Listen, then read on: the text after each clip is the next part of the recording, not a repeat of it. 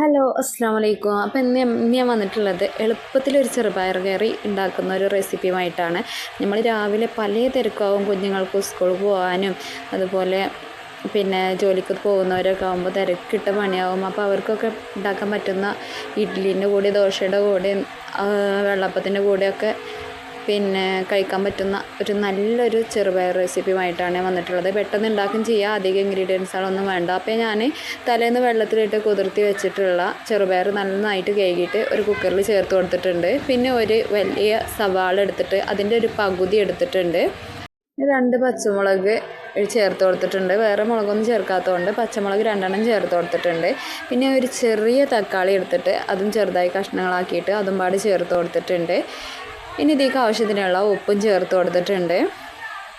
ഇനി കുറച്ച് മഞ്ഞൾപ്പൊടി ചേർത്ത് കൊടുത്തിട്ടുണ്ട്.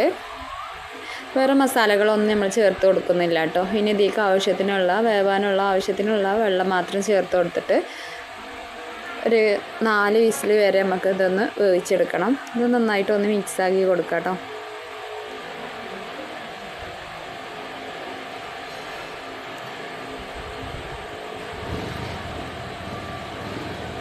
ഞാനിത് ഗ്യാസിൽ വെച്ച് കൊടുത്തിട്ടുണ്ട്. ഹൈ ഫ്ലെയിമിൽ ഇട്ടിട്ട് ഒരു 4 വിസിൽ വരെ ഞാനൊന്ന് വേവിച്ചെടുത്തിട്ടുണ്ട്. നന്നായിട്ട് ചെറുപയറൊക്കെ നന്നായിട്ട് വെന്ത് വന്നിട്ടുണ്ട്. ഇനി നമുക്കിതൊന്ന് തൂമിച്ചിട്ടെടുക്കണം കേട്ടോ. അതിനായിട്ട് കുറച്ച് ചെറിയ ഉള്ളി ഇതുപോലെ ചെറുതായി കട്ട് ചെയ്തിട്ട് വെളിച്ചെണ്ണയിലേക്ക് ചേർത്ത് കൊടുത്തിട്ടുണ്ട്. ഇതൊരു ബ്രൗൺ നിറമാകുമ്പോഴേക്കും നമുക്കിതിലേക്ക് കുറച്ച് വേപ്പില ചേർത്ത് കൊടുക്കണം.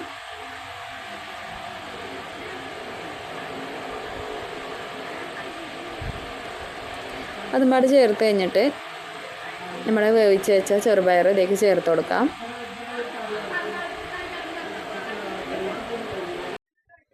ഇത് നന്നായിട്ടൊന്ന് മിക്സാക്കി കൊടുക്കാം കേട്ടോ. നമുക്ക് പെട്ടെന്ന് തയ്യാറാക്കി എടുക്കുകയും ചെയ്യാം. തേങ്ങ അരക്കേണ്ട ഒന്നും ആവശ്യമില്ല. നല്ലൊരു ടേസ്റ്റ് കേട്ടോ. ആർക്കും ഇഷ്ടപ്പെടും. കുഞ്ഞുങ്ങൾക്കൊക്കെ നല്ല ഹെൽത്തിയാണ്. പെട്ടെന്ന് നമുക്ക് റെഡിയാക്കി എടുക്കുകയും ചെയ്യാം. ഇനി നമുക്കിതൊന്ന് നന്നായിട്ടൊന്ന് തളിച്ചതിന് ശേഷം ഗ്യാസ് ഓഫ് ചെയ്യാം.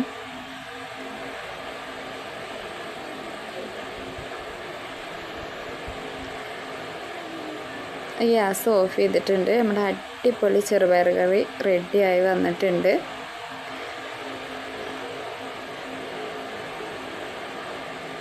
അപ്പോൾ വീഡിയോ ഇഷ്ടപ്പെട്ടാൽ ലൈക്ക് ചെയ്യാനും റിലേറ്റീവിനും ഫ്രണ്ട്സിനൊക്കെ ഒന്ന് ഷെയർ ചെയ്ത് കൊടുക്കാനും മറക്കരുത്. ഉണ്ടാക്കി നോക്കിയിട്ട് എങ്ങനെ ഉണ്ടായിരുന്നല്ലോ കമൻറ്റ് ചെയ്യാനും മറക്കരുത്. അപ്പോൾ ഓക്കെ, ബൈ, വീണ്ടും കാണാം.